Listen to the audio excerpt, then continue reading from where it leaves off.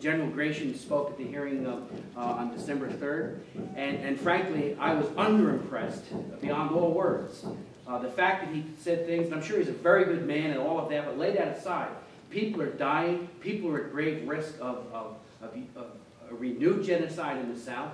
And when asked a very simple question about Secretary of State Hillary Clinton's comments about the secret annex, the benchmarks that need to be achieved, he said there was no such thing. Maybe there's a difference of definition, but frankly, I was appalled at it and very, very concerned about it. And I hope that doesn't show a lack of coordination on the part of this administration vis-a-vis Sudan.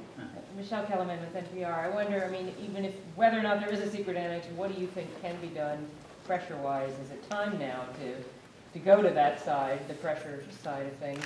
And also, you want to answer that? And also, I want to ask Congressman Payne as well, how disappointed you are in this administration, given that they all came in speaking so strongly about Sudan. I think this is the time for the Secretary and the President, or maybe I should say for the President and the Secretary, to personally engage.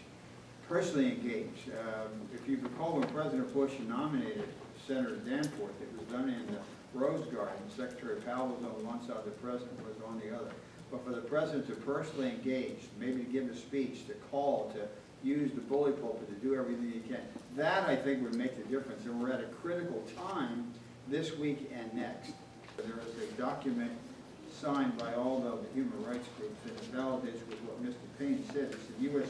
Sudan policy. And Mr. Smith, regardless of the words used to describe the classified components of the Sudan policy, Congress should know its contents and have a clear understanding of the benchmarks by which progress or lack thereof will be measured and the incentives and pressures that will be deployed as the parties meet or fail to meet these benchmarks. So as Mr. Smith and Mr. Payne said, you have to know what those benchmarks are. The Commission may want to say something. Yes, on the issue of benchmarks and what the U.S. can do, one of the things we've been hearing the past several months is that the administration has been effective because it is bringing many other international players to the table to put pressure on Sudan to ensure implementation of the Comprehensive Peace Agreement. That is not what we heard in Khartoum. What we heard in Khartoum was that essentially there is a fist fight taking place between the North and the South, and there's a big group of people or countries standing around watching, but nobody's stepping in to break it up right now. And that's what's going on, and that's the problem. The rest of the world is going to take its signal from the United States.